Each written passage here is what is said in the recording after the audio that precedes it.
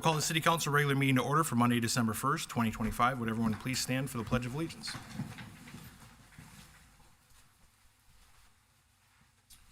Pledge allegiance to the flag of the United States of America and to the republic for which it stands, one nation, under God, indivisible, with liberty and justice for all.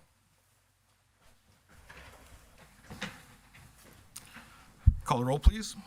Councilmember Wilson. Here. Councilmember Cordes. Here. Mayor Hoyt. Here. Councilmember Bernatz. Here. Councilmember Lean. Here. All right.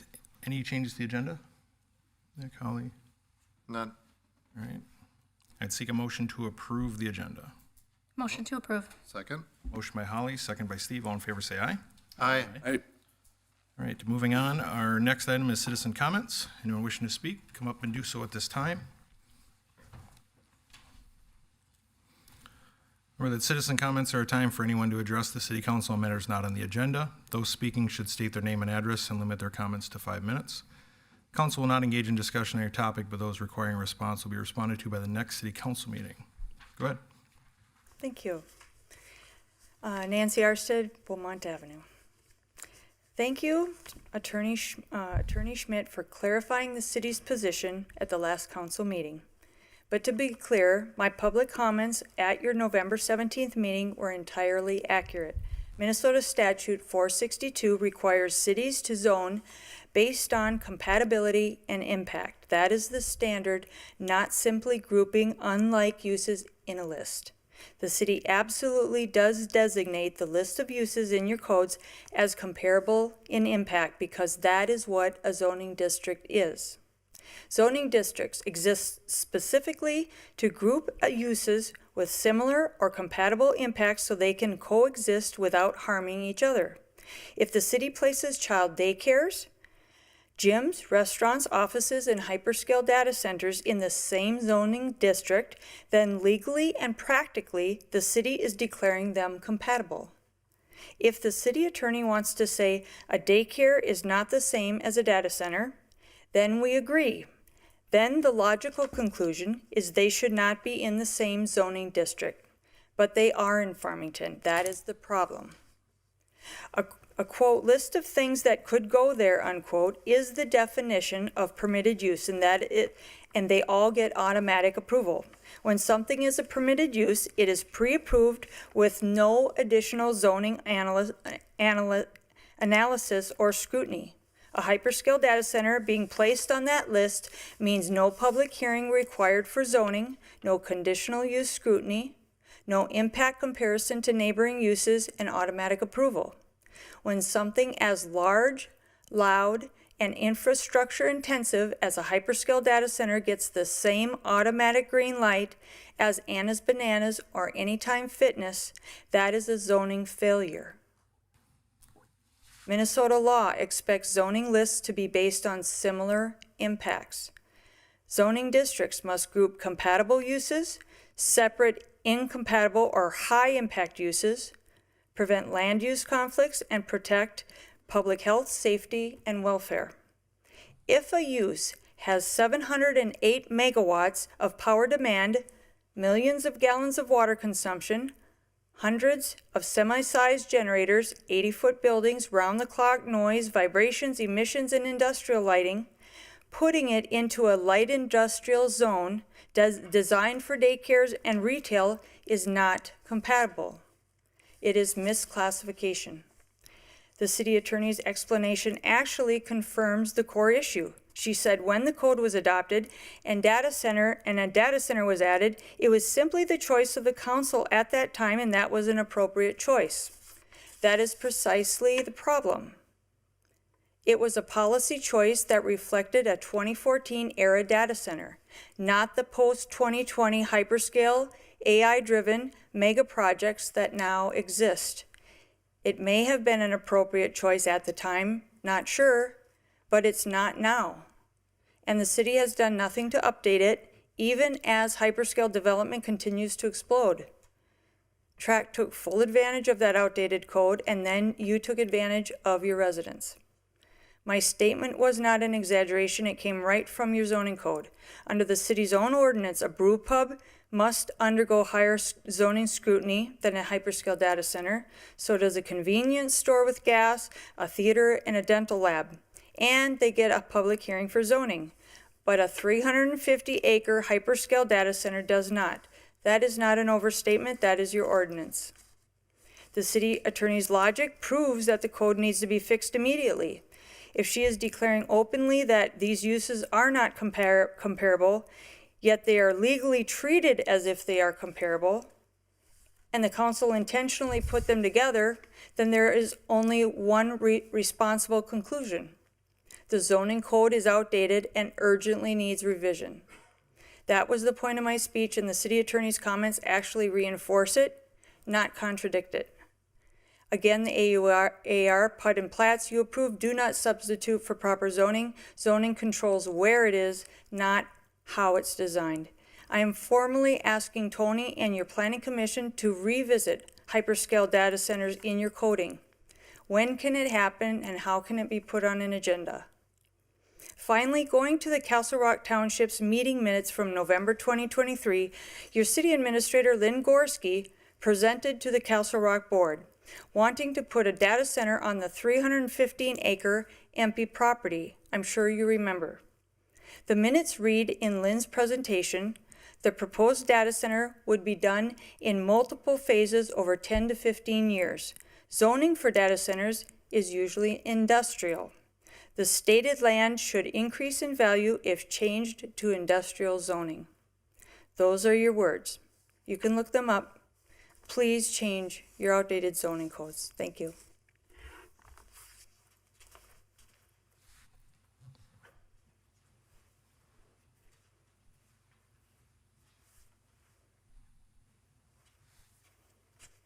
I'm Jeff Schottler. I live at 22420 Calico Court, Farmington, Minnesota. Council, Mayor, thanks for letting me speak again. Nick, I forgot to respond to you last time. For 2 meetings ago, I had made a comment that you guys have not done anything for us.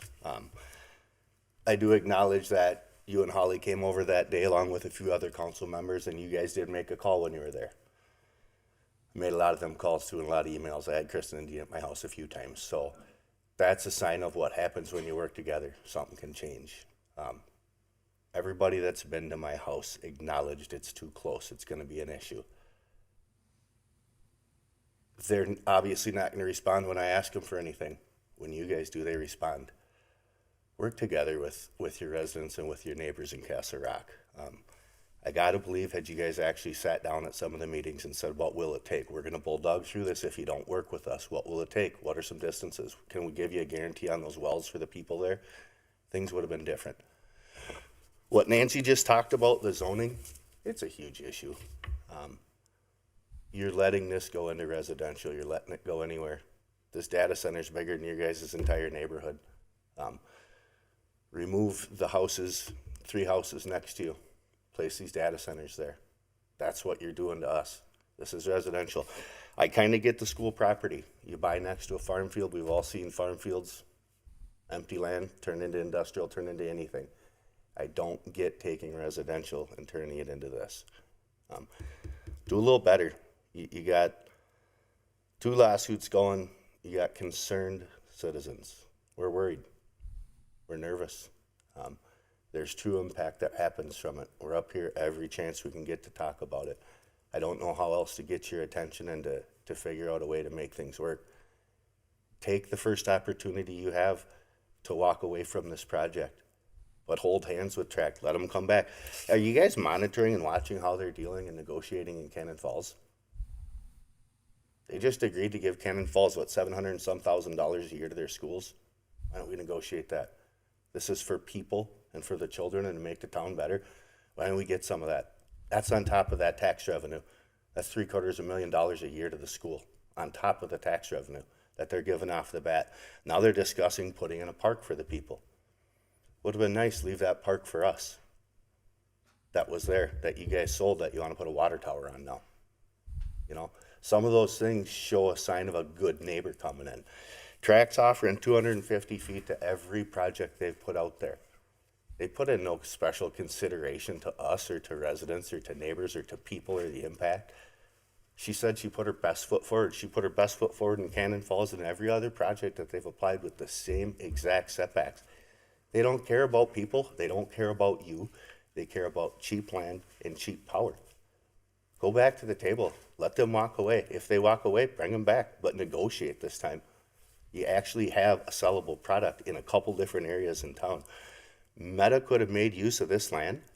Meta would have wrote the same guarantees that we've been asking for and given the right amount of space. You'd have gotten about the same revenue off them. Why not do something to renegotiate and get it done right instead of sitting here fighting with your residents forever? You've got 2 lawsuits. I've said it from day one. You put it in my backyard with no safety precautions for me and my family, and you put lights up on my house for 5 years, like that happens at Meta, there's a whole nother lawsuit coming. I'm not joking. It's not an exaggeration. I've talked to everybody. The U of M's been to my house twice now. They're starting a whole program of students on the impact on data centers. They're willing to monitor this for free and take the case on. Do something. Provide some protection for your people. 250 feet. Those lights are going to be on top of my house for 5 years. Meta's still on. Drive by there tonight if you're bored. Go by there. It's crazy with the snow how much brighter it is when the snow's there.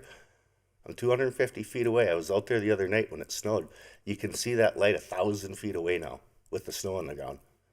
Imagine that in your homes. So do something. Talk tonight too about your budget. Talk about how much of it's data center related. How much of the staff that we're hiring is related. You know, we got assistant administrators. John, you got a couple assistants. How much of this water trunk upgrades, how much of that's for the budget is data center related that we don't know if we're getting?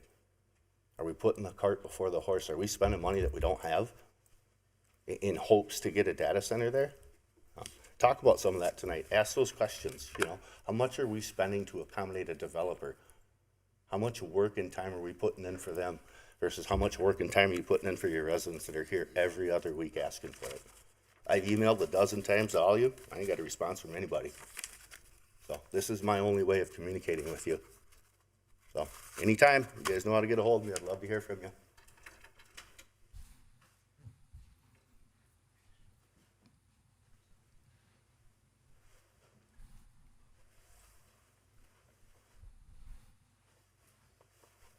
Good evening, Mayor and Council, city staff. My name is Nate Ryan. I live here in Farmington. Last time I spoke, at the end, I asked, for you guys to not blight on us, and the city attorney came back and said, well, it wasn't the proper use of the term blight. And so afterwards, I approached Mrs. Schmidt and just said, when's the last time that you were there? When's the last time you drove by the property? So this summer, it's overgrown. It's abandoned. That's what it's dangerous, right? If you go out there, the golf course owners, in an effort to recoup some cost and hopefully save some money, they tore up a bunch of sprinkler systems. And, that's regardless if you're supposed to be out there or not, young people find their way out there, I'm sure. And, they're on property, yes, that they're not supposed to be on with, earth that's been moved. That's, by that definition, that's blight. It's exactly what it is.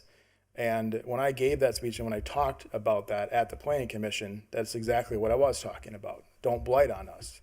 Don't make this property sit abandoned for years before it ever gets developed or ever gets sold. I know that you received complaints about the ditch and not mowing any of the ditches. That wasn't mowed this year. It wasn't upkept. So when I brought these concerns and brought this definition up to Ms. Schmidt, she's like, well, that's not what you said. I've watched that video. That's exactly what I said. I simply said, don't blight on us. And that's exactly what's happened. And it's happened because you're trying to put an industrial use into a spot that should not be industrial. I keep saying it, and I'll continue to say it. I am not against data centers. I see the benefit. I see the tax revenue. I see the benefit of a small amount of jobs that will be there. Yes, they're high-paying jobs. I see the benefits of it. What I don't see is the benefit of putting an industrial use in between two neighborhoods. When it was zoned non-industrial, when we made buying decisions there, when we decided where we wanted to raise our families,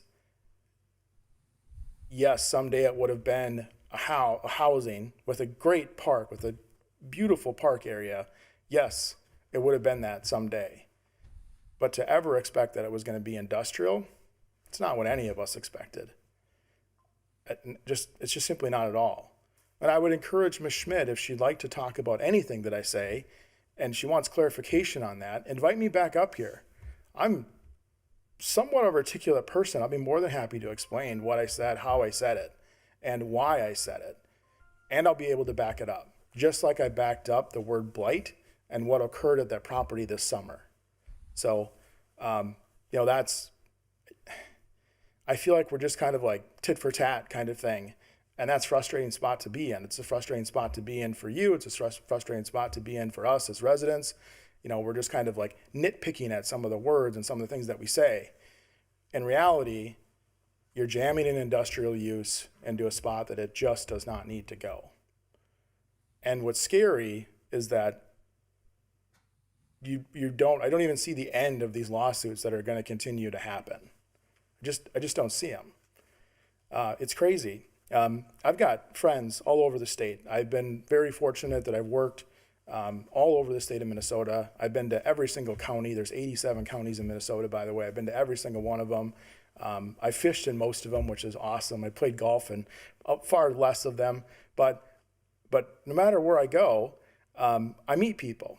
And throughout that, and as this, I don't know who's putting it all out there on TikTok or YouTube, but every single time that I get up here, I get text messages from people. I got text messages from someone up by Hermantown, from Cook County. I've got friends in Mille Lacs. I've got friends up in Lake County and Warroad County and Roseau, like all the different places. And, even out west, like western Minnesota, up by not Hutchinson, but Ortonville and other places. These folks, these small town folks are recognizing that a data center is coming to them. And what this is doing, all of us, not just me, but what this is doing, it's educating them. So it's wonderful when I get a text from somebody that's in a 300-person town. It's fantastic because they're going and educating their councils. And when this comes to them, when a big developer comes to them, they're going to be like, whoa, wait a second. This Nate guy who I met, 10 years ago or 15 years ago, or, helped me on a real estate trip, whatever. They remember and they recognize that guy's here every week. Every single time he has an opportunity, anytime that we all have an opportunity to come up and speak to you, we do. I don't want the spotlight. I don't care about views. I don't care about hits. I don't care about any of that. I just want you to not put an industrial use in a spot where it doesn't belong. That is my sole purpose of being up here. It's not to debate about the word blight. It's not to debate about whether or not or where, whether or not it's going to cost me money in my housing market. It's not to debate, anything other than this is an industrial use, pure and simple, and it does not belong here. Jake, it doesn't belong here. Doesn't belong here. Mayor, doesn't belong here. Holly, I know, and I could see it. You took a stand. You did something that very few people I ever see do. You stood out in that lobby and you talked to us like a human being. That's what you did. And you listened.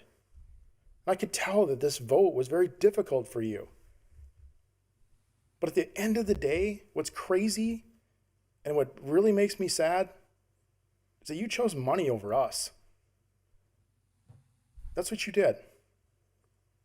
Nick did the same thing. He didn't come out in the lobby. I got to give Holly credit where credit's due. It takes an extremely strong person to do that. Just, frankly, an amazing human being to do that. Somebody who I would vote for. But to choose money over us, over your own people, your own Farmingtonites, you guys, just doesn't belong here. We'll see you at the next meeting. Take care.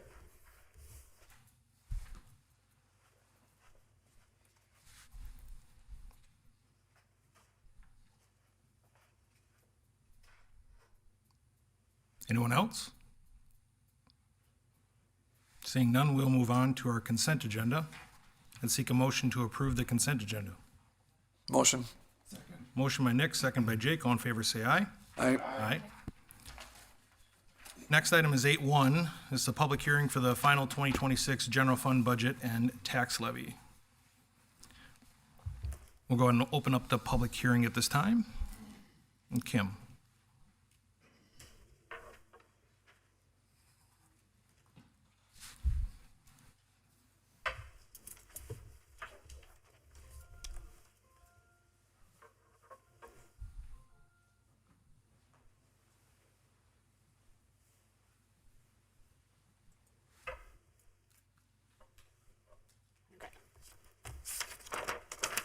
Excuse me. Good evening, Mayor and council members. Tonight, I'll be walking through the proposed 2026 final budget and property tax levy for your consideration and adoption. The presentation will look somewhat familiar. It builds on what was shared in September and includes final updates and adjustments based on new data and refined estimates. Our focus remains on transparency, strategic investments, and long-term sustainability for the city of Farmington. As required by state law, cities must certify the final levy to their county auditor on or before 5 working days after December 20th. This year, that's December 26th. This final step ensures we remain in compliance with state law and ready to move into 2026 with a balanced and transparent financial plan. The final levy cannot exceed the preliminary levy adopted in September, and the amount we're recommending tonight remains the same. This timeline shows the full budget process. Since the preliminary levy was adopted in September, we've continued refining the budget. We've made modifications to the budget based on updated cost estimates, staffing adjustments, and strategic decisions. Tonight, we are holding the required public hearing and asking council to adopt the final 2026 budget and tax levy. Before we dive into this slide, I want to clarify that this section of the presentation is focused specifically on the general fund, not the total levy or the full city budget. Later in the presentation, we'll look at the total levy across all funds, which includes capital, debt, and the enterprise operations. But for now, we're just talking about the general fund, which supports core city services like police, fire, parks, and administration. This slide compares the preliminary general fund budget adopted in September and the final version we're recommending tonight. The preliminary budget was $20.3 million, with 73% funded by property tax levy and 27% from non-tax revenues. The final budget is proposed at $18.84 million, with 79% funded by the levy and 21% from non-tax sources.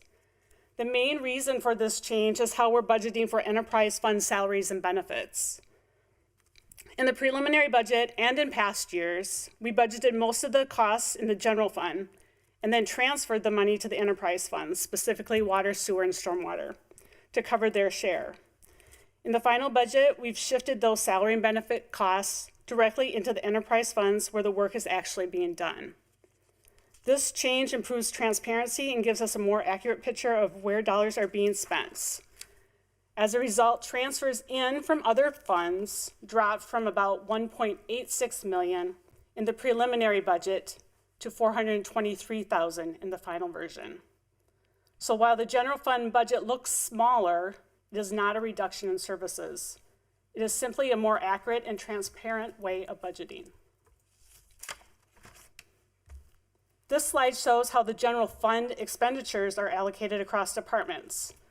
The most notable increases are in 2 areas: administration due to the 2026 election year and some internal staffing shifts, and fire due to the transition to a full-time fire department, which includes hiring 6 full-time firefighters. It is the key driver of the overall levy increase, and we'll talk more about that later in the presentation. On the flip side, there are a couple areas showing decreases.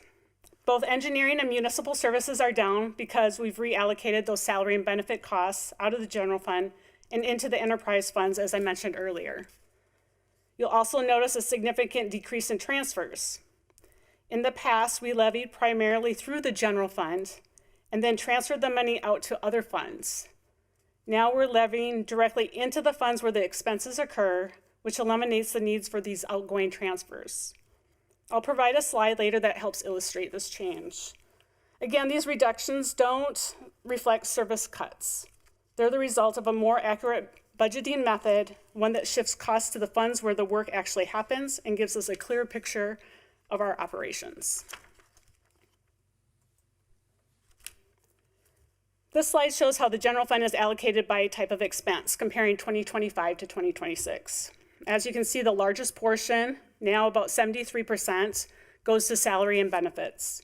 That's typical for a service-based organization like ours, where most of our work is done by people: police officers, firefighters, parks and public works crews, and administrative staff. The increase in this category for 2026 is driven by several factors. We've added new positions, including the 6 full-time firefighters, and positions in HR, finance, and public works. There are also general wage adjustments and a refined workers' comp estimate, which added about $240,000 in citywide costs, most of which impacts the general fund. You can see purchase services and supplies that remain fairly stable. Capital outlay, which is barely visible in the graphs, is still a small portion of the general fund, since most capital purchases are budgeted in separate funds. And finally, you'll see a sharp drop in other financing uses. And again, that's because we've reduced transfers out from the general fund. As mentioned earlier, we're now levying directly into the funds where the expenses occur. Overall, this breakdown reinforces that the majority of the city's operating budget is dedicated to the people and services that directly support the community. As mentioned previously, in 2026, we're taking a more transparent approach to how we allocate levy dollars. In the past, most of the levy was collected in the general fund and then transferred to other funds to cover expenses. That made the general fund look larger than it really was and made it harder to see where the tax dollars were actually going. This year, we're levying the dollars in the funds where the expenses occur, whether for equipment, facilities, or maintenance. As you can see in the diagram on this slide, the 2025 structure shows most of the levy flowing through the general fund, then with internal transfers out to the other funds. In contrast, the 2026 structure shows those same levy dollars being certified directly to the appropriate funds, like capital equipment, building maintenance, and trail maintenance. This change doesn't increase the total levy. It simply reduces the size of the general fund and makes the revenue sources in other funds more visible. It's a clearer, more accurate picture of how we're using public dollars, and it improves transparency for both council and the community. So up to this point, we focused on the general fund, which covers the city's core operating services. While the general fund gets the most attention, these other funds play a critical role in supporting operations, maintaining assets, and planning for the future. This slide looks at the full city budget and levy across all funds, including special revenue, debt service, capital projects, enterprise, and internal service funds. As you can see in the table, the total 2026 budget across all funds is just over $57 million. That includes funding for utilities, infrastructure, equipment, and long-term maintenance, all of which are essential to keep the city running smoothly. Some of these funds, like utilities, liquor operations, and internal services, are primarily supported by user fees and internal charges, not property taxes. But others, like capital and maintenance funds, do receive support from the levy.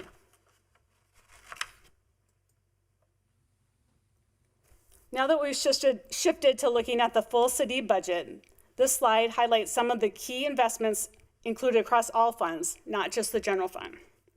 One of the most significant areas of investment is staffing.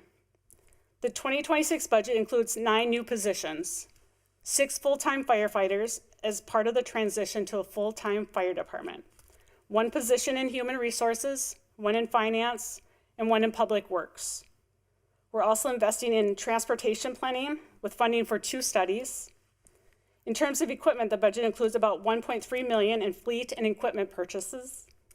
These include police fleet replacements, a John Deere tractor and skid steer, a dump truck, and a compact wheel loader for salt handling. These investments ensure that our teams have the tools and staffing needed to continue delivering reliable, responsive service to the community. Continuing with highlights from the full city budget, this slide focuses on major investments in parks, facilities, infrastructure, and natural resources. First, we budgeted nearly $1.7 million for park and trail improvements, including a new skate park. In the area of facilities, we've allocated about $1.1 million for planning and deferred maintenance. That includes scope and design work for a potential police building expansion, HVAC upgrades at the central maintenance facility, and structural and mechanical improvements at City Hall. On the infrastructure side, we're investing $11 million in street and utility improvements.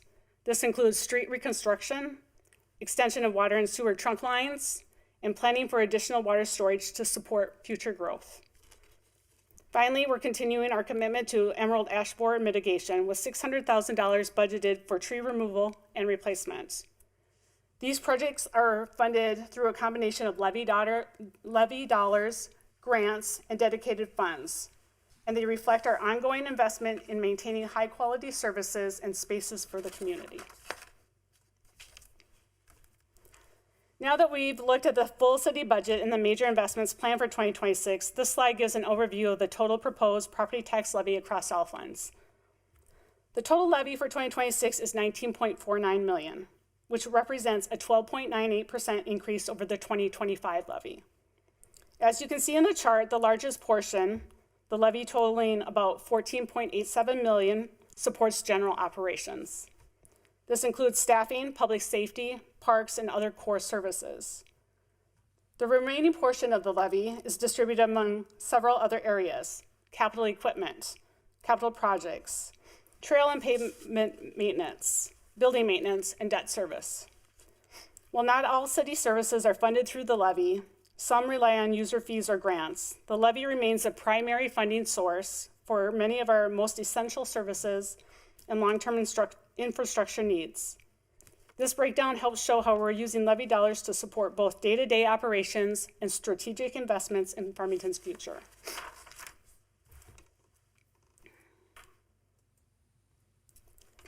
Now that we've seen the total proposed levy, I want to take a moment to revisit what's driving the increase and why it's necessary. Again, one of the most significant factors is the transition to a full-time fire department. This change alone accounts for about 1/3 of the total levy increase. Today, our fire department includes a few full-time leadership positions: the fire chief, deputy fire chief, and fire marshal. But all of our firefighter positions are currently paid on call. While those full-time staff may respond to calls, the city relies entirely on paid on-call firefighters for emergency response. Like many communities, we are facing growing challenges with recruitment, retention, and response times under this model. The 2026 budget proposes hiring 6 full-time firefighters, a major step toward building a more stable and sustainable staffing structure. Moving to a full-time model will help us ensure faster and more consistent emergency response, improve training, readiness, and coverage, and reduce burnout and turnover among our current team. This change reflects the growing needs of our community and helps ensure that we're prepared to meet those needs, not just today, but well into the future. Beyond the fire department, the levy also supports new positions in human resources, finance, and public works, general wage and benefit adjustments across departments, including a refined workers' comp estimate. We're also seeing inflationary costs, especially for materials, services, and contracts. In addition, the levy supports capital equipment purchases and ongoing maintenance for facilities and trails, both of which are guided by long-term plans. Finally, a portion of this increase is tied to debt repayment for past investments, including street reconstruction projects and the recent remodel of the Rambling River Center. Together, the proposed tax levies help us meet current needs, plan for the future, and continue delivering high-quality services to the community. As we consider the proposed investments in the 2026 budget, it's also important to think about the risks of underfunding and what's at stake if we don't move forward. In public safety, underfunding can lead to slower emergency response times, staffing shortages, and increased burnout, especially in departments like fire, where we're already seeing the limits of the paid on-call model. When it comes to infrastructure and facilities, delaying maintenance often results in longer, higher-term costs, whether through emergency repairs or full replacements. It also affects how residents experience and value city services. Operationally, underfunding can mean delays in equipment replacement, reduced capacity to meet demand, and fewer resources to respond to growth or changing service needs. And strategically, it can cause us to miss opportunities to modernize, fall behind peer cities, and lose momentum on long-term goals. Delaying investments in staffing, equipment, or infrastructure may provide a short-term savings, but it often leads to greater costs down the road. This budget is about balancing today's needs with tomorrow's responsibilities.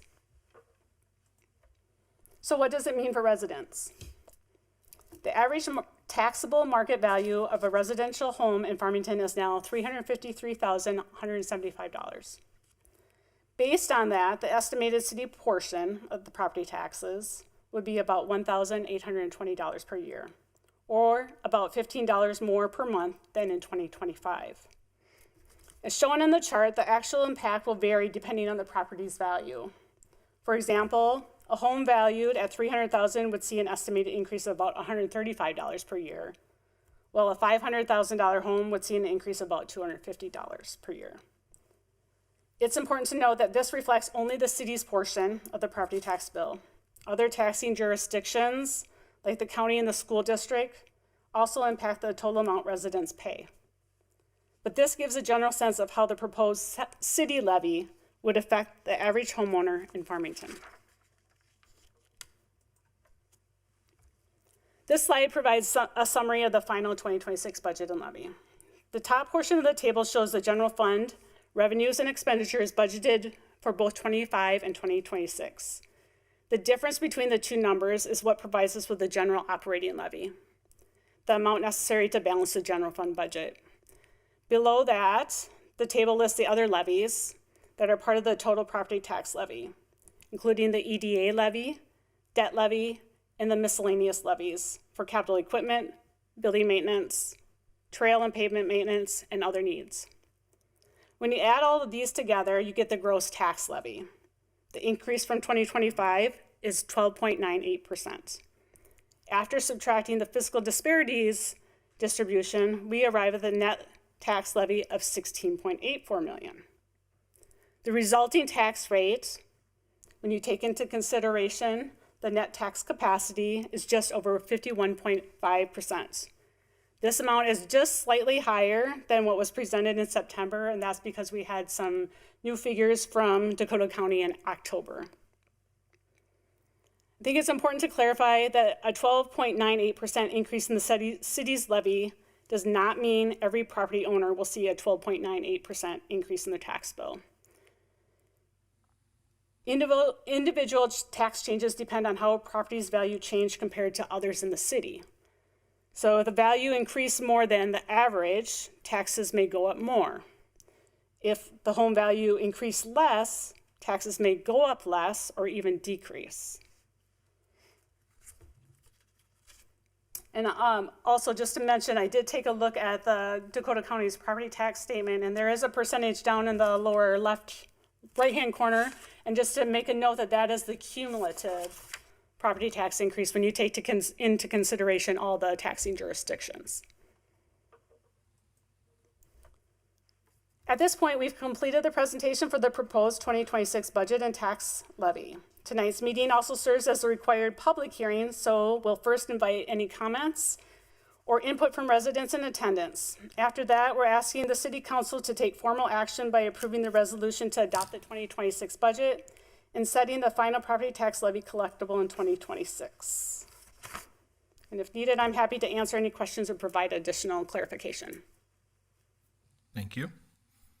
Steve, any questions for Kim? Would this be questions and comments? So public hearing Usually this is the time where we can offer either comment or question. If there's an applicant, they would come up and we would ask them the same. Then we open it to residents, then we close the public hearing, and then we can deliberate and you can ask a follow-up question or comment. It's kind of up to you as to whether you do it now or later. Kim, under the finance position, I just want to clarify that because I know in the budget, or excuse me, the audit, that's frequently brought up as kind of a diversification and kind of not just having one control over the finances, but to have that a little bit more diversified. Does this further achieve that goal in addition to just the general workload of the department? Absolutely. I mean, we have a small staff, so that any added positions does help in separating the duties more. Okay. And I do have to say, I was blessed to be elected to this body back in 2005. And I will say the biggest challenge I had was trying to wrap my hand. I mean, I would spend hours trying to figure out these transfers from different fund to different fund to different fund. Finance directors at that time, did as good a job as they could of trying to walk through it, but it was never easy to walk through the numbers. And this is, I mean, for residents who are here or watching, they may not have a full appreciation of this. This is a massive improvement in both transparency for the council and for the general public. But I just want to commend you. I mean, this is huge to have this accomplished. The transferring money is just, it feels goofy, and I just really appreciate the job you did with that. Lastly, I did want to comment about the fire department. I'd be remiss if I didn't, compliment Lynn and Matt and maybe even our former chief and others who, to get to this point of having a full-time fire department, it took a lot of research. It took a lot of crunching numbers, looking at call times, presenting that to council. And, for anybody that may have attended that work session, which, as a note, all of our work sessions are fully open to the public, it was very clear that, a core function of the city was really not being met with the levels of service that really residents should expect, and in fact our townships should expect as well. So I just want to compliment you, Matt, compliment you, Lynn, and anyone involved with that transition. I'm sure there are some in the community that are thinking, well, we're not the size of Minneapolis, we're not the size of St. Paul, we're not the size of Lakeville, which is all true. But the reality is when you can't get consistent on-call staff to be there because they have commitment to their family, commitment to their career, whatever, you have to explore other models. And we had a really good, thorough discussion with the council a number of months ago. And, while I'm not terribly excited about a new $1 million spend, I think it's a very good investment for the life and health and safety of our residents. So just want to thank you for all that. Jake? I'm going to piggyback off of what Steve said about the transfers. And Kim, maybe you don't know the answer to this, but is there a reason or a benefit to doing it the way we had been doing it versus the levying for the specific funds? Just out of general curiosity. I don't know if there's a pro or a con to either way, or is it just that's the way it's always been done? I think that's probably just a preference. That's the way it's always been done. I will say, though, with the shift that we're making with the salary and benefits, I think part of that was probably just due to some of our limitations with the accounting system or the financial system that we have for payroll. And I just want to call out, I really like what you said, Kim, about balancing today's needs and tomorrow's responsibilities. I think that's true of this budget. And like Steve said, it's not easy to see these increases, $1 million for fire and increases here and there, but it's, I think, what we need to do at this point in time. Holly? So I have actually just a couple questions that will hopefully help clarify this for people that are listening. Where a lot of us are talking about, or so far everyone has mentioned, the way that the structure is set up. Can you explain previously when everything went into the general fund and was then moved between all of the different spaces, did that give an allowance for floating within those spaces? Meaning that if we thought we were going to have a certain amount going into this fund, but it was needed somewhere else, it provided flexibility for that move to occur, or did that not happen? And how does that or does that not change in the way that it's done now? Well, I only can speak for a couple of years. But generally, when we set the budget, we had that already specified in the transfers budget. So there was very limited, I mean, we didn't flex from that really without bringing it to council, right? So if there was something that changed throughout the year, then maybe that transfer did change or transfer to the funds. But basically what we were levying, that was set up at the beginning and we put that into the funds. I appreciate that clarity because I think sometimes the idea behind more transparency is that what was happening before wasn't good. It wasn't that it wasn't good. It was just that it was happening in a way that wasn't clearly visible in the same way that it is now. So I appreciate just a little bit more clarity around that. I had another thought. I wasn't really sure why I was. It really has to do, again, Jake brought this up. In the position that I came into a few years back, we saw the outcome of waiting to do things that needed to be done sooner. What happens to maintenance when you defer maintenance for a really long time? What happens to our streets when we're not paying attention to what the needs are and we're cherry picking where things go? What happens to trails in the same situation? As residents and also council members, it's not always the case that we're all excited for the same things when we're looking at a budget. But what I deeply appreciate is knowing, because we've been talking about this since, well, actively for 4 months now, and longer than that, is that we collectively have a group of department heads and staff members that are working together to make sure that all of the parts of the city are running to the best of their ability, and that we're not continuing to delay things that need to be done because it's uncomfortable to do them. There's nothing about these particular meetings that's comfortable. Talking about budget increase is not a fun conversation. It's not a fun conversation in your private household. It's not a fun conversation in a public forum, but it's a necessary conversation if we don't want to repeat past mistakes in those particular areas and if we want to look forward. So that's all I have to add, but appreciative for everything that you clarified and all the work. Nick? Yeah, I think I'll piggyback on the fire thing. You know, in my point of view, I said this before, but the best time to do this was 10 years ago. The second best time is right now. This is something that we've needed. It's painful, but that shouldn't stop us from doing the right thing. So it is painful. And like I said, I'm just as excited about it as you guys are, right? But it just needs to be done. I had one question about, I guess, the water tower. Off the top of your head, how much of that comes out of the actual water fund? Because we've had some of that squirreled away for some time, right? I don't mean to put you on the spot, I'm sorry. Rough numbers are fine. I'd first defer to the finance director to respond to that question, and then I'll add to it as needed, if that's okay. Sure. So right now, that in our capital improvement plan, we do have that coming out of the water fund, and there is sufficient cash in there to support that. I just wanted to be clear because it shows kind of in that slide as if, you know, it's just an $11 million number and it might make the assumption that that's part of the levy, and it is not. We've been saving for this for some time, so. Correct.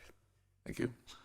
And if I might add, sometimes what gets referred to as money that was set aside for a water treatment plant. Right. And that's not included. That's in a separate fund for such time in the future that might be needed. It provides funding to start analysis and planning and things like that. But that, when we talk about setting aside, that's usually the context in which I've heard that is the treatment plant. That's exactly what I was looking for. Thanks. I'd also like to clarify that I've been here since 2021, and that discussion of the creation of the water tower was started in, I think, 2020. So this is not a new water tower. This is the same water tower that we've been talking about for years, but we did take a pause on it in between Public Works directors, city engineers, and we waited for John to come, and he's picked up that project, and he'll bring us home on it. I know it predates me because David talked about it with me when I first started here, so I mean, I remember the topic, so thank you. And if I could expand on that, it got so far as to the point where a site was identified and appraisal was ordered for a site in late 2021, I believe. But with new staff and doing what started as a mid-cycle update of the comprehensive plan, we want to be sure that we're providing the storage that meets our future needs, and if those needs change or the location of those needs change, we wanted to be able to pivot and provide, and make sure that we can serve that. And so that was part of the reason for the pause also, is to make sure we're hitting the target we need to support future development. Outstanding. While we're on the water tower topic, I'll add a little bit more context because it was 2019 when we conversed about the locations of the proposed water tower. And there was like $7.1 million that was sitting in the water fund that could cover the cost at the time of it. And former Councilmember Donnelly was very adamant that we do not build a water tower without having a plan for controlled development, because it's going to start aging from day one. And this was right after we had approved the repainting of the tower, the refinishing, the repainting of the tower that's on Pilot Knob. 2 sites were identified, Flagstaff and the Seed property. Seed property fell into foreclosure, staff changes, et cetera, and Flagstaff doesn't have the appropriate infrastructure in place to allow it to be built and then be utilized without accelerating the depreciation of the asset. Hence the Flagstaff study for 2026. So just a little more context for those that hear it talked about nearly every year and now start to do something with it. So I'd have been fine with one person answering, but thanks for 4 of you answering. piece it a little together over time. Any other comments or questions, Nick? Are you good there? A lot of the points that I was going to make were hit by my peers. I'm only going to say one piece about fire, and I know that it gets talked about a lot because it's a big piece, right? It is 1/3 of the total amount, but it's not all fire, right? There are 6 full-time positions, and I think one of the most important things for our residents to understand is that there are standards for response time.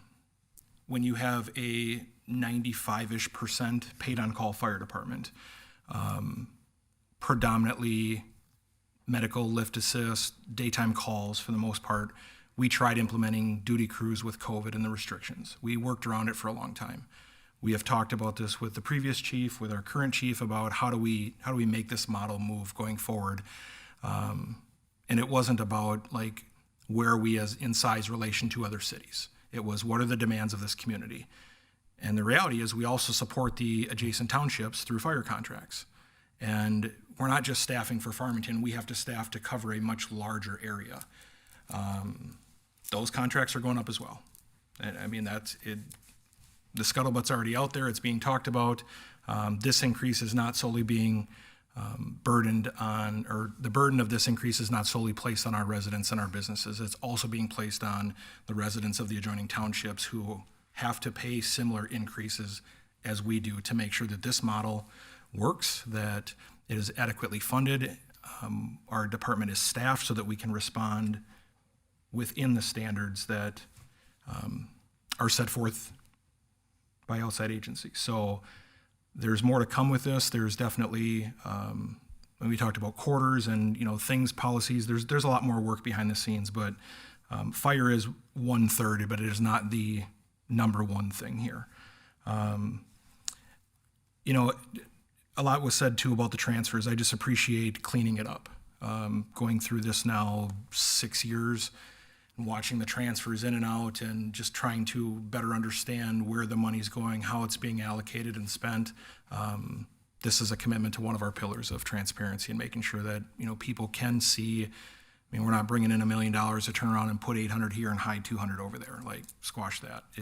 This is about just cleaning it up, making it so that, our audits are always good. They do talk about the controls, and with additional staffing will help put more things in place to ensure that our audits look even better than what they look. But I do have a couple specific questions in regards to some of the comments that were made during public comments. And I'll start with John. We're not building the water tower in 2026 in response to a data center or any other singular development, correct? That's correct. Okay. Lynn and David, we are not hiring the proposed positions in response to any singular development, including a proposed data center. That is correct. Correct. Okay. I hope that answered the question. I don't have anything else, so at this time, we'll open it up for any public comment.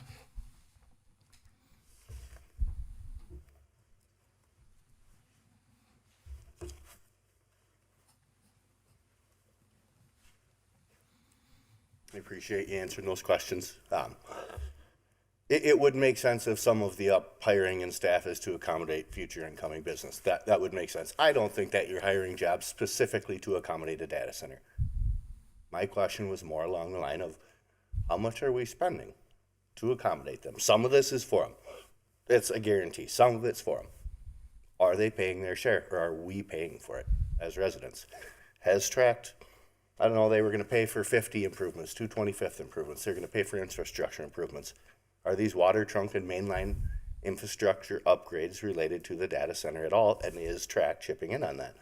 These are questions that people honestly deserve to know. We don't even know if we're getting one. You guys are positive we're getting one. We're hoping that if we get one, it's a lot different than what we see. But how much of this are residents paying for? I get that budgets go up. The fire team, that's a big deal. If we do get a data center and the rate we're growing, we're going to need them either way. So I understand all that. Hopefully that they're equipped and willing to take on what's coming, you know. That's all I got. Is I'm just honestly curious, how much of this are we paying for as residents, you know? People have to put in some to attract a business, but we know what business is coming in, they kind of need to attract themselves to and put a little bit in. So all I got.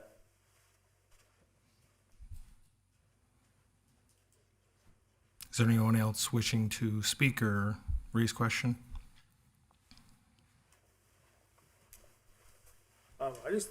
Nate Ryan again. I just have just a few questions. So where is the proposed water tower going to go? There is currently not a designated location. Okay. The official position of where the water tower was going to be located was it was going to be placed dependent on naturally occurring development. Right. So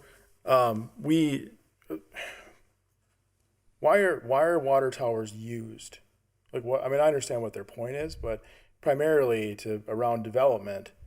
Why would you want a water tower, say, close to a data center? Or why would you want a water tower close to, development? What's the benefit of that?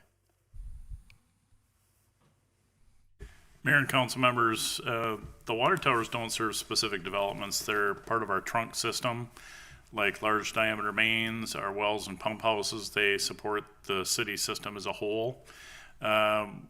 Strategic location of water towers where the service areas are going to be needed makes a lot of sense.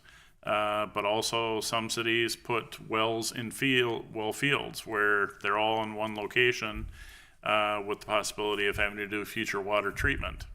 So there's two different minds or approaches to that. The location originally that was analyzed was on the north of 190th on the west side of Highway 3. That development north of 190th is not moving forward right now, but from an elevation standpoint, it's still an attractive location because the higher you go, the better you can support the demands of the system, the pressures and fire flows and whatnot. So if you build it in a low area, you have to build the tower that much higher. If you build it on a hill, then you don't need to construct as much tower, and it saves us money. So we have a site study underway. We're looking at that site. We're looking at the existing Daisy Knoll site and how that could be utilized as far as water storage. And we're looking at something in the southeast part of the city simply from a sustainability, reliability standpoint. So if all of our water is coming from one direction and something happens to a trunk main or something, do we have a way to backfeed? We're always looking in the water system at looping the system. So if we have a break, we can backfeed those property owners from another main or another connection. So it's not you run a water main and that's it. We want to loop it. It keeps the water fresher and allows us to backfeed where needed. So those are the three general locations that the initial siting study looked at. And we've got preliminary results on that and we're taking a look at those. Yeah, so that was thank you for saying that, by the way, right? So you want water towers in places that are high, primarily due to pressure, right? You want the amount of water pressure, especially for when it comes to fighting fires.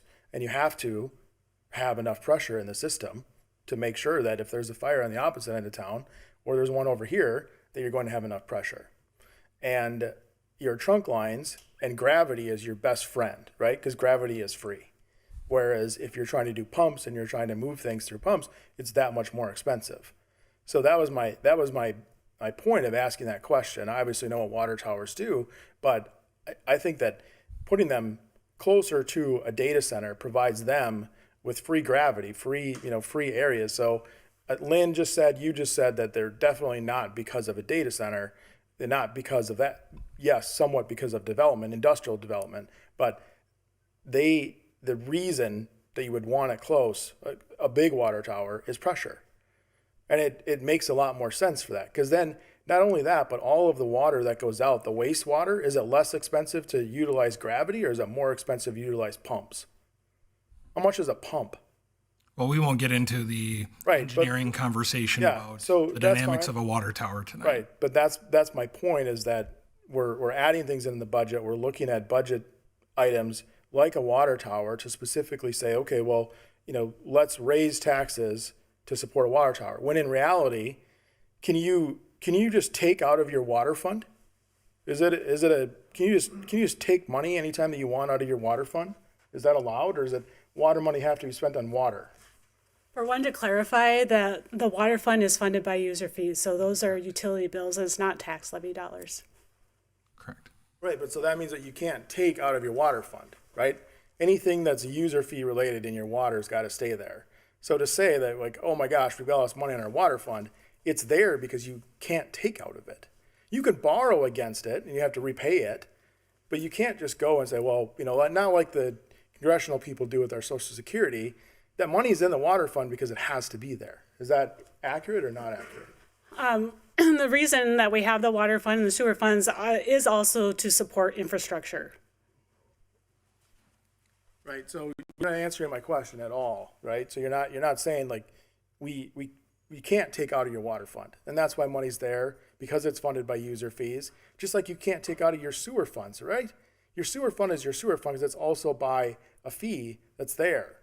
So my point of that is that you guys are all just like, well, the water tower's not going there because of this. It's not going there because of, it's going there because we all pay for it. That's why you can't just go and steal money out of your water fund. Want to go to jail? That's a fantastic way to go to jail very quickly. So that's awesome. But you can't just go steal. Of course that money's there. Of course those funds should be funded. You can borrow against them, but you can't just go take the money. I'd just like to clarify that's the reason why we had those funds, is to build those funds in order to pay for water mains, water towers, whatever the case may be. But that is the purpose of those funds. It's not stealing from those funds. We're generating the revenue that way in order to pay for those things. Thank you. Yeah, and I'm not suggesting that you're stealing from those funds. I'm just Well, saying you certainly, Nate. those funds are there because that they're supposed to be there. That's my point. And to say that, well, we've got money in these funds, so then we should just spend it, Nobody said that. I don't think that that's accurate. So you wanted to spend it back in 2019, not you personally, the council as a whole, but that's my point, is that of course that money's there. It should be there. It shouldn't be somewhere else. So it shouldn't be. Just simply just shouldn't be. So my other just comment about taxes, and it seems like we relate it, like, so in sales, like, there's this thing that's called reducing the ridiculous, right? You're like, oh, this thing's only like $4 more a month or $3 more a month, why don't you buy 10 of them, kind of thing.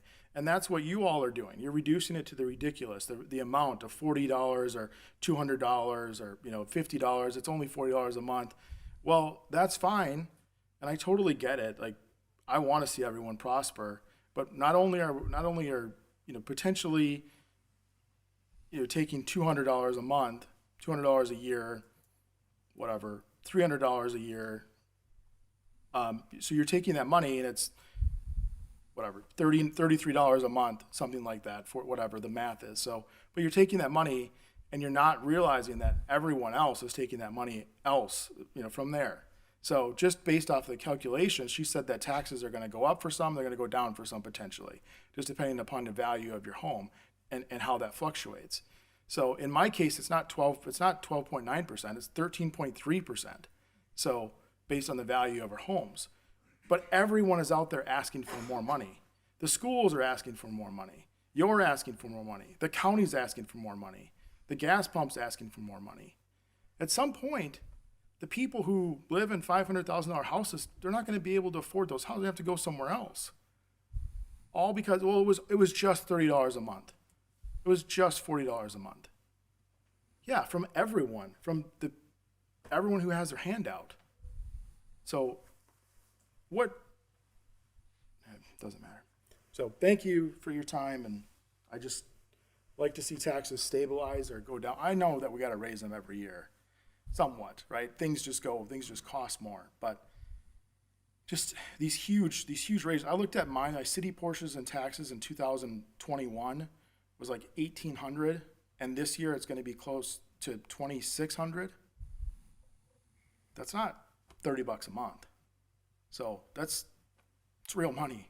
It's hundreds. So, and I don't know where do you get it from? Get a job at the city?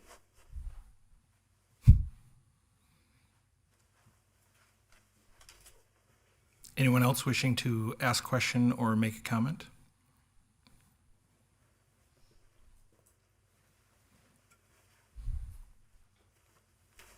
Sarah Fry, I live in Executive Estates. I have a question because my household water bill went up 17% from 24 to 25.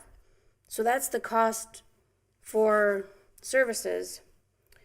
And now there's a capital projects item, the third largest item in this budget for $610,000 that by my estimate looks like it's mostly water and sewer trunk. And I could be completely wrong about that. So I guess I would like to know, what is the capital projects? What are the capital projects that are being planned for 2026?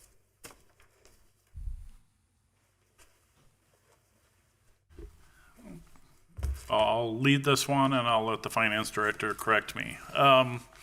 So specifically, capital projects are usually trunk improvements. So, for instance, a development like Vita Ativa comes in and they extend water main, and the city wants to loop the water main system, so we pay for a trunk to be extended from County Road 50 to Vita Ativa.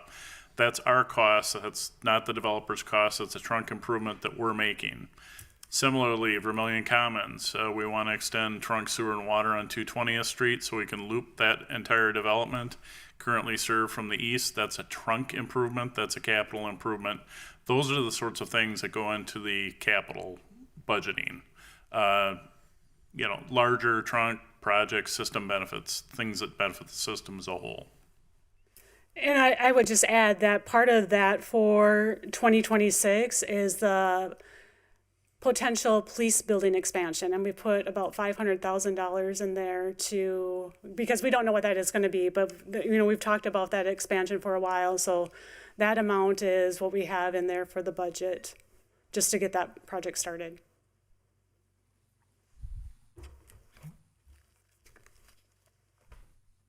Any other questions or comments?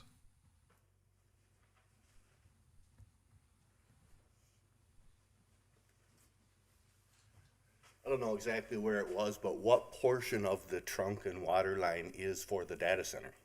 Do we have an idea of a rough cost? I know it was written down that I think the 225th. Go ahead. There is nothing for next year to serve the data center. We don't have a specific demand identified. All we have is planning and approvals, and a lot of those we actually pushed out a year. So there's nothing except in the long term that would be considered related to the data center or related to serving the southeast area of the city in general. Right now, we haven't done any improvements specific to the data center whatsoever. Yeah. Good enough. Thank you. Yep. Anyone else? All right, I'll close the public hearing at this time. We'll go in reverse order. Nick, any final comments, questions? Nothing additional. I think I would add the same thing that you said before, and just, it's been very nice for, excuse me, throat surgery. For 3 or 4 years, Kim and your predecessor before you were lucky enough to have amazing detail and never being too confused about where I needed to look for line items in the budget, or if I wanted to ask a question about a particular area, that it's just spelled out nice and clear once you have that kind of table in front of you. So kudos to you guys. I didn't say that the first time through, but no other questions. Holly? None for me, thank you. Jake? Just want to thank Kim and the rest of the administrative team for all their work on the budget and for responding to all the questions tonight. Steve? I do want to add a comment, and I always appreciate when residents are here. Quite frankly, all the times that we have kind of a vacant audience, it's kind of like, boy, I wish a few people would show up. So I do appreciate folks showing up. I do want to make a comment because it is true that the cost of everything is going up. It's hard not to notice that. The cost of government is going up. The cost to buy goods and services wherever you shop at is going up. And that includes our staff. And I do want to comment that,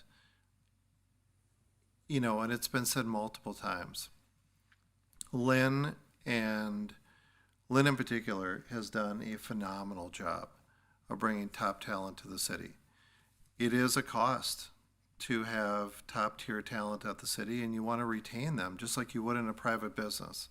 Whether it's a small business, large business, you want to retain the amazing talent you have. And so you see 1, 2, 3, 4, 5, 6, 7, 8, 9, about 10 to 12 folks here that are paid by the residents of the city. You see probably about 100, 125 that are not. And boy, am I happy to have every single one of them working on behalf of the taxpayers, because they do an amazing job. And, the cost to have really high quality talent, it does increase every year. We've also gotten mandates from the state legislature that we don't appreciate, that every other business in the state has had to deal with. We are not immune to a lot of mandates that are forced on us by other units of government that we have to pass on to residents. We wish we didn't have to do that. And so I just thought I'd, point that out, because there is a cost to really talent. There's a cost to the talent that we have. It's a people-driven organization, as you pointed out, Kim. And I very much appreciate the investment that we make in our team.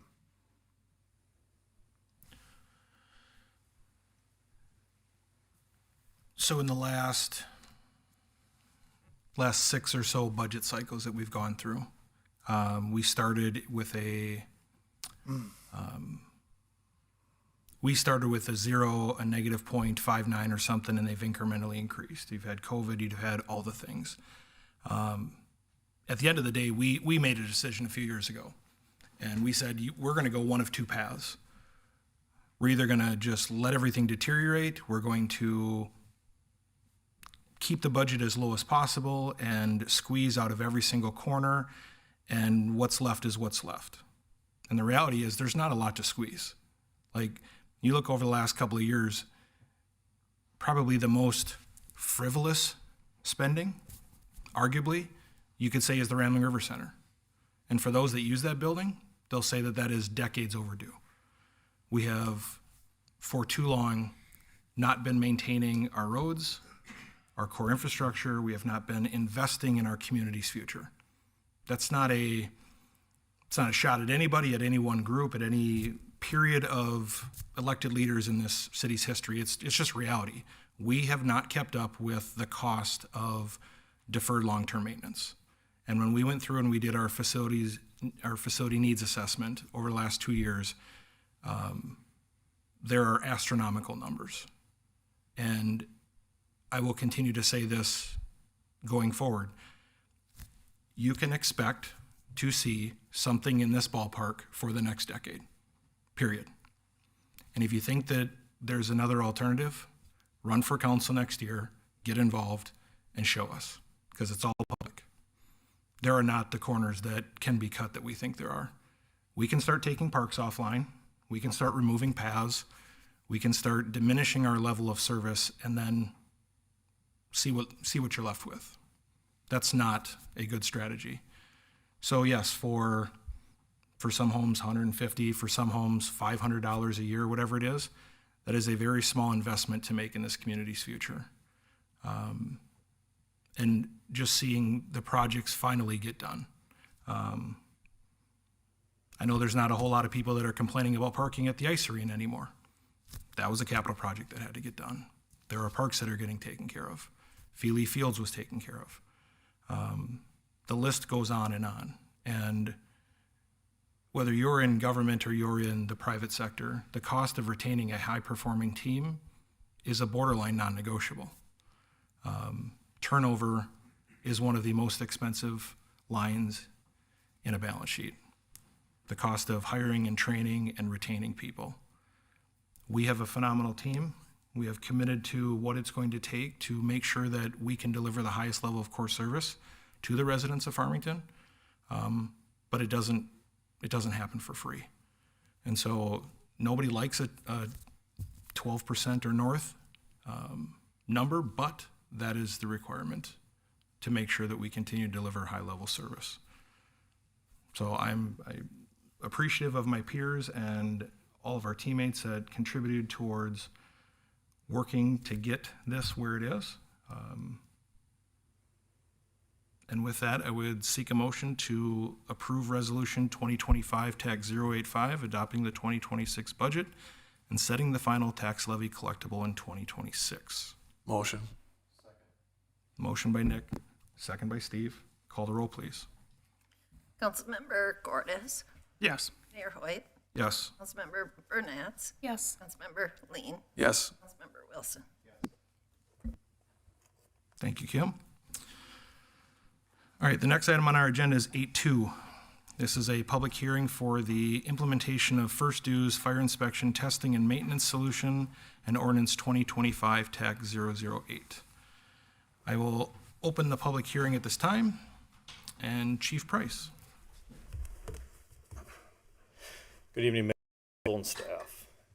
First due inspection, testing, and maintenance, also known as ITM solution, is a secured cloud-based performance that empowers authorities having jurisdiction to streamline and modernize how they manage compliance with fire and life safety systems. By designating the intake and review of third-party ITM reports, First Due enables fire departments to replace insufficient manual process with a centralized automated system that improves, enforces, reduces administrative workload, and enhances public safety. Some of the key benefits for the ITM is driven 100% code compliance by ensuring all systems are properly inspected, tested, and documented. Centralizing inspection data in a single secured portal, eliminating spreadsheets, emails, and paper reports. Again, it streamlines report submissions through a user-friendly portal for service providers. Automation notifications for overdue inspections, deficiencies, and upcoming renewals. And unlocking actual insight via real-time dashboard and analysis for smarter enforcement. It also improves communicating accountability, and it also helps with fire prevention workflow to help departments do more with fewer resources. With First Due ITM, fire departments can proactively enforce code compliance, improve system reliability, and better protect the community. This evening, limited ability to maintain oversight of fire protection system has become increasingly challenging. Many life safety systems go uninspected.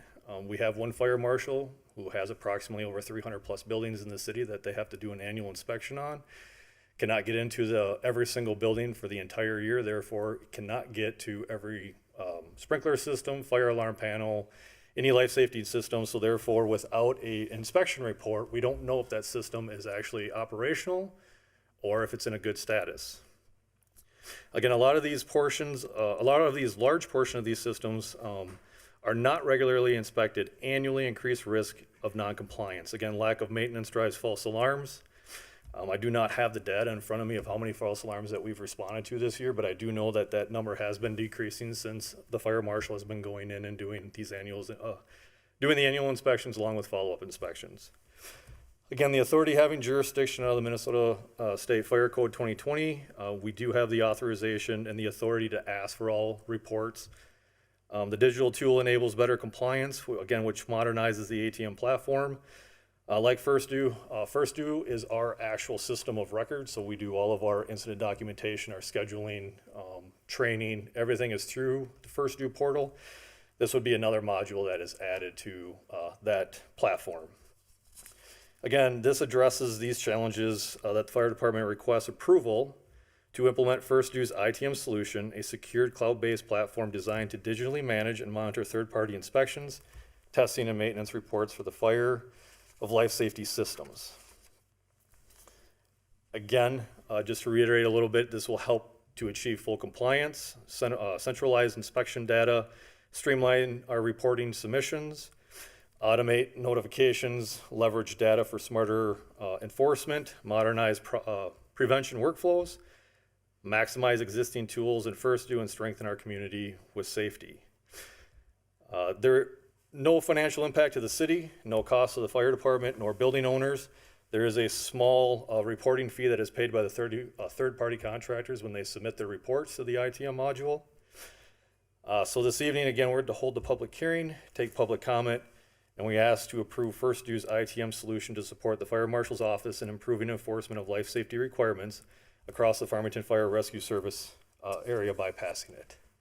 For that, I'll stand with any questions. I do have the Fire Marshal with me for this. Thanks, sir. Steve? None. Jake? None for me. Holly? No. Nick? Maybe it's a ticky-tacky one, but in the first, kudos for not specifically naming the software in the ordinance, that right, not sure itself in.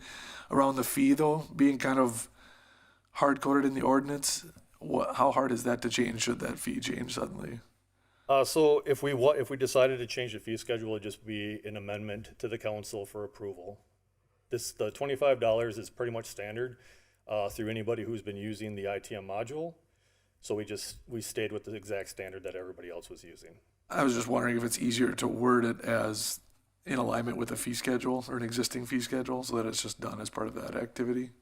We don't have this in a fee schedule because we've never had this in an ordinance before. And due to the fact that this is part of what we would have to enforce through an ordinance, that's why we're doing the ordinance in Title V, Chapter 2 at this time.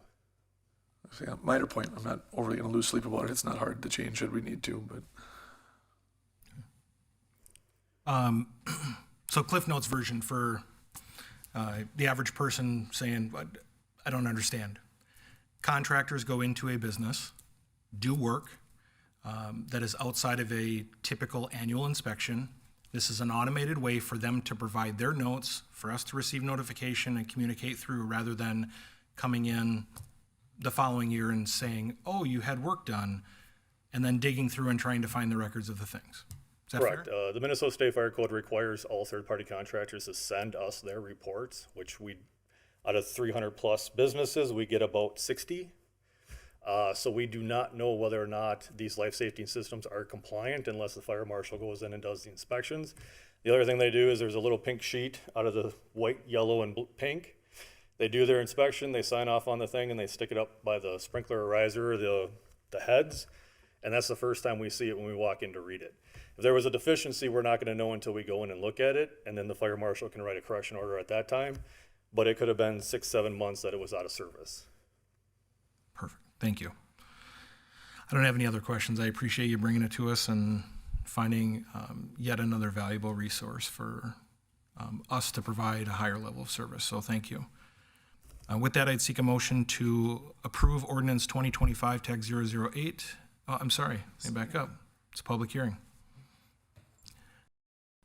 Any residents, any questions, comments? All right, seeing none, I'll close the public hearing at this time. Do we have any additional comments, questions? Nothing?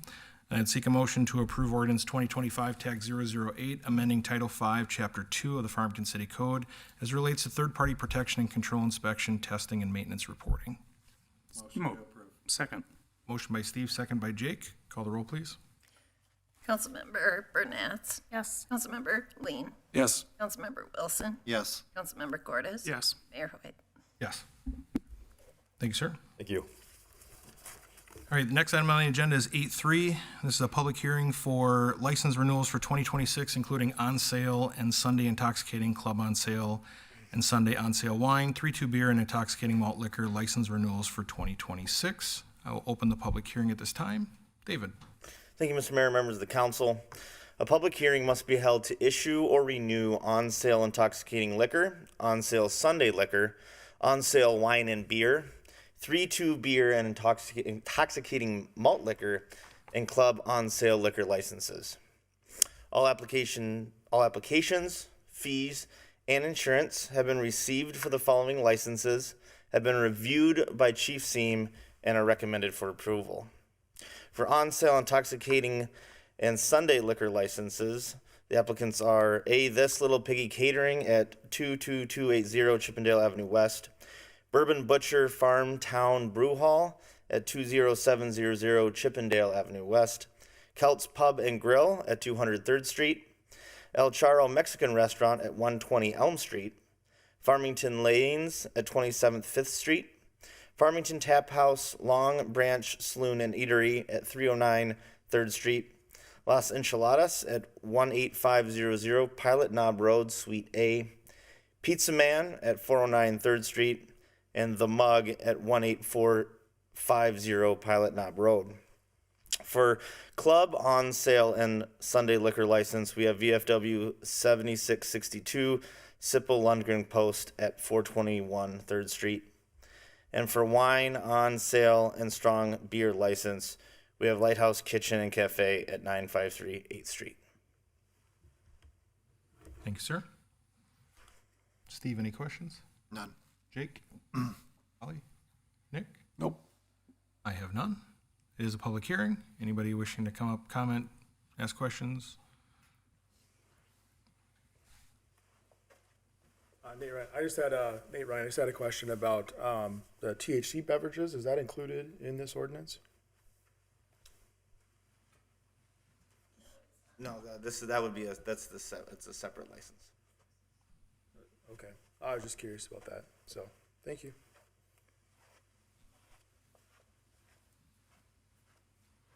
Any other questions or comments?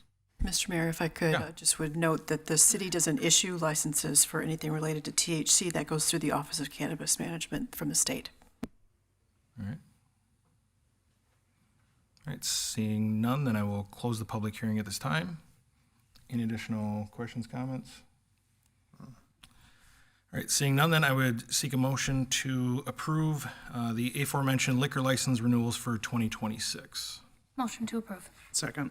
Motion by Holly, second by Jake. Call the roll, please. Councilmember Lean. Yes. Councilmember Wilson. Yes. Councilmember Cordes. Yes. Mayor Hoyt. Yes. Councilmember Burnett. Yes. Thank you, sir. All right, roundtable. Amy. Good evening, Mayor, members of the council. I don't have any comments to offer tonight. Nothing new to respond to from the public comment section of the meeting, unless you have questions for me about any legal issues. That's my report for the week. Thank you, ma'am. Nick? As you can see, I did not in fact get a butcher, so I'm very appreciative to the excellent surgeons that I had at the Mayo Clinic, and happy to be back here with all of you. It is Christmas time, so I hope everyone is able to get out and enjoy the season and all the lights and all the stuff coming up in the next few weeks. Way too much to list out here, so I'm sure you all have it all written down, so you'll do it anyway. So that's all. Holly? My only comment is something that I already reached out to both Eric and John about earlier today, but just a big thank you to our Public Works team. We had 2 snow events over a holiday weekend, and these are things that we just take for granted, that, you know, within a reasonable amount of time our roads are going to be cleared again, and we're going to get in and out of our driveways, and, you know, within a certain amount of time, travel is going to be safe. But that means that there are people that took time away from their families on a holiday weekend to be able to provide those services. And just publicly saying, job well done to those teams, and how grateful I am personally that that's the kind of group of individuals that we have working here. So thank you for that. Jake? To go along with what Nick said, there are a slew of Christmas and holiday related events this weekend.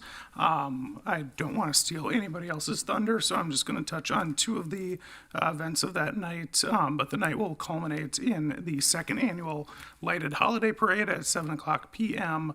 with the Rotary tree lighting ceremony to follow at the lot next to Homestead Community Church. And thank you to the folks at the Rotary, the City of Farmington, and Homestead Community Church for the work that they've put into the events this weekend. I have nothing tonight. I'd like to make a comment about the lighted holiday parade, and this is a request to all the parents out there. Please make sure that your children stay behind the barricades that are set up, because it can be a very dangerous situation at night when people are driving vehicles down. So that would be my big ask. And then also, thank you for all your kind words that you provided during the budget. Kim, you did a phenomenal job explaining in detail of what we did this year, so thank you. And thank you for the whole team. It's not easy to go through all of the needs of the city, and we know we can't do it all in one day, and we take that responsibility very seriously. So thank you for all your hard work, everybody. That's all I have. Thanks. Really?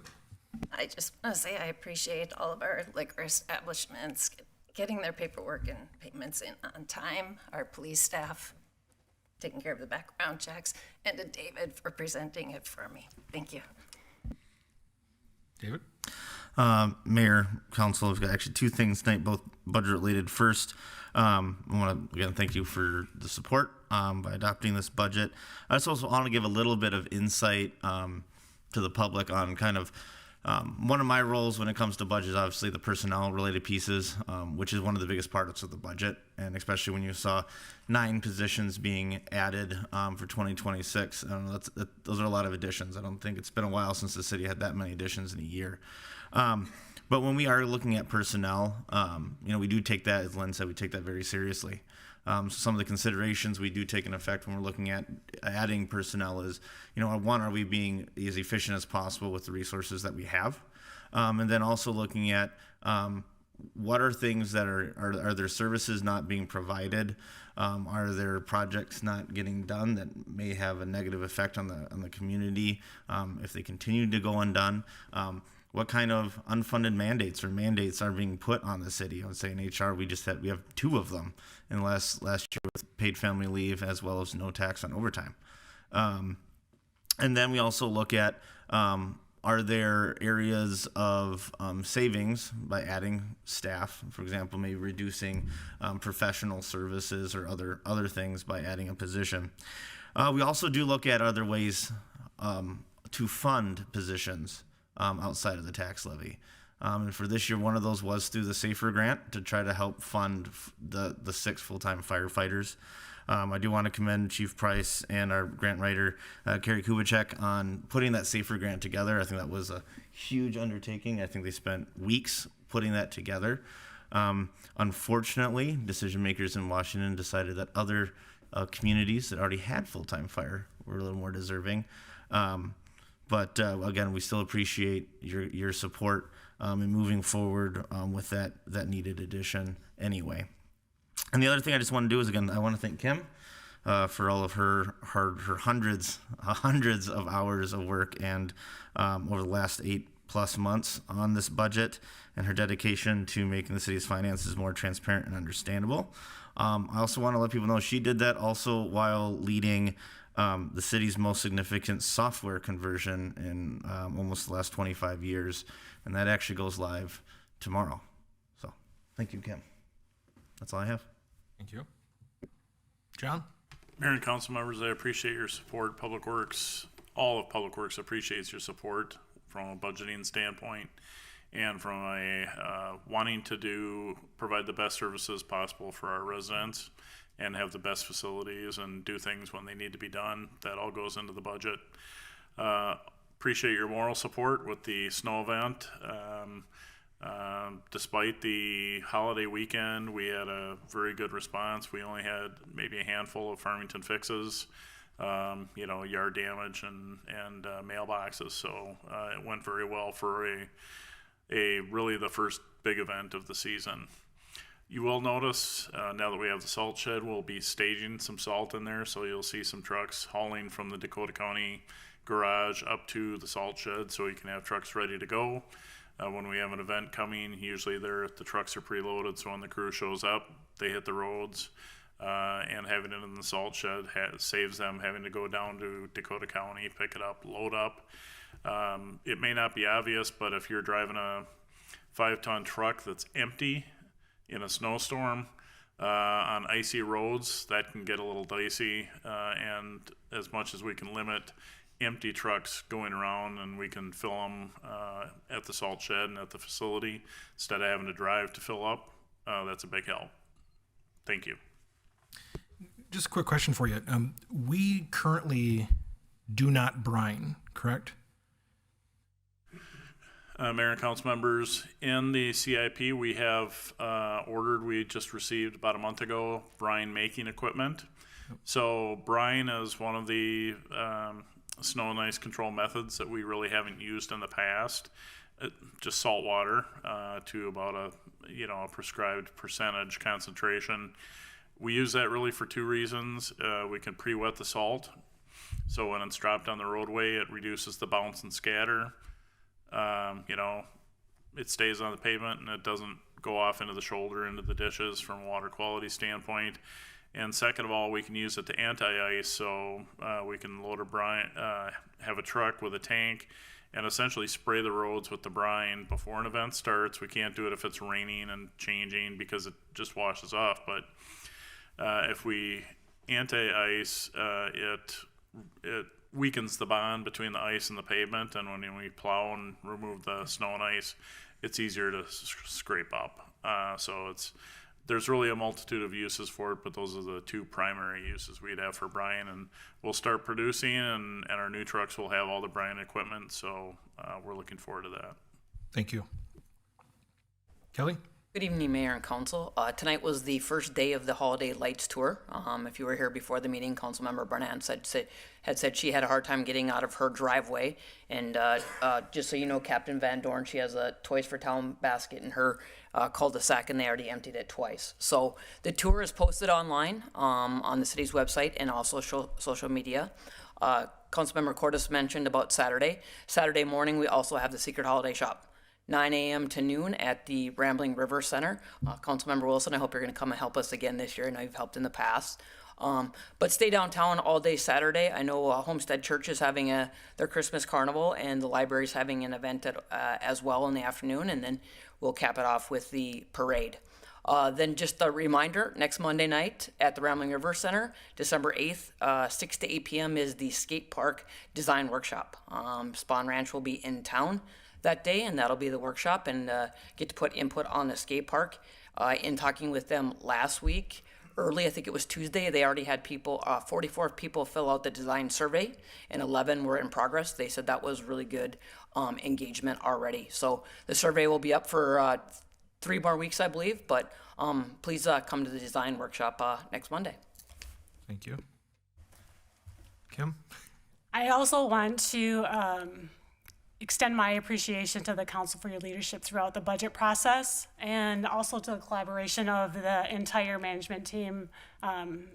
without that collaboration, we wouldn't be in the spot where we are. But everybody came together, and I appreciate that. And secondly, like David alluded to, we are working through a new software conversion. Team will be on site tomorrow, and starting tomorrow for 3 weeks. So we'll have a team of about like 6 to 9 people this week, and then 3 to 5 for the following 2 weeks, and just getting the system up and running and making sure everybody's trained in. So we're looking forward to that. But as part of that process, there is some interruptions with the online payment system. So we've tried as much as possible to make sure that the residents are aware of those interruptions. We have information posted on our website, on the online payment portal, and we'll get that up and running as soon as we can, but I can't give a date at this point. Thank you. Chief? I'd just like to thank all of you for your support. It's probably been about 7.5 months of making the full-time happen. On the 15th, with the agenda, I will have the 6 individuals sitting here to show this will be an historic event, 152 years of first time having full-time staffing running 24 hours a day, 7 days a week. So thank you for, listening to all the data that I gave, talking about everything, and for your support throughout this whole entire thing. Thank you. Thank you. Captain? Good evening, Mayor, council members. The only thing I would add is Toys for Town is up and running, but it'll be coming to a close here pretty soon. I think we're going to look to start picking up from the collection sites next Monday, Tuesday, Wednesday. So if you're looking to donate, get that done within the next week. I believe we are at record levels. I believe Chief Seam told me today we have over 160 families that are signed up, representing, I think, somewhere north of 425 children. So thank you to everybody that's contributed to that. The wrapping event is December 13th at Farmington High School at 9 a.m. So there'll be as many people that can come out, more the merrier, because there's going to be a lot of work to do. So thank you. Thank you, sir. All right, so Toys for Town to start. If you have not in years past ever been a part of it, it is one of the single greatest things that this community does. Even if you just show up and help pick gifts, you can help pick gifts, you can help wrap, you can help deliver if you'd like. I know that there's a lot of people that choose not to deliver. Just sometimes when you see your fellow community members as recipients, it creates a dynamic. So I know there are always volunteers that are willing to deliver, but that is an area that we always seem to fall a little bit short on each year, is just the willingness of people to want to deliver the gifts. But if you have not been a part of it, please take an hour or 2 hours out of your day on Saturday. Usually we start at like 9. We're pretty much wrapped up by noon. Please, just a little bit of time, and it is an absolutely life-changing event to be a part of. This weekend, and I know Jake and Kelly both alluded to some higher points on Saturday's list of events, but Homestead does have their Christmas Carnival Saturday from 10 to 1. List of events, there's a window contest. The voting is open from 9 to 6 on Saturday. There is almost every business downtown is going to be a part of that. They're also running specials and deals. You have the Secret Santa shop at the Rambling River Center from 9 to 12. The Christmas Carnival from 10 to 1 at Homestead. There's a Dragon Art Egg Surprise at the library from 2 to 4. There's a couple of food trucks at 6 o'clock. The lighted holiday parade starts at 7. The Rotary tree lighting at 8. And then there's carols with the high school's New Dimension, live jazz in Homestead. There's some craft and letters to Santa at Homestead starting at 8:15. A list of some of the businesses that are participating in the window contest is Main Street Salon and Apparel Company, Market on Oak. We have Gerster Jewelers, Homestead Community Church, Homestead Community Corner, Bow Wow Boutique, Lovely Paws, Beans and Boots Coffee, Janie's Home Team, Sierra Jewels State Farm, The Farmer's Daughter, Premier Bank, and the Rambling River Center. So There's going to be a lot going on in a very short window. Basically, come downtown on Saturday at 9, stay till 9 p.m., and there's going to be a plethora of things to do. As always, be safe, drive slow, look out for the kiddos walking to school in the mornings and afternoons, and I would seek a motion to adjourn. Motion to adjourn. Second. Motion by Holly, second by Nick. All in favor say aye. Aye. We're adjourned at 8:44.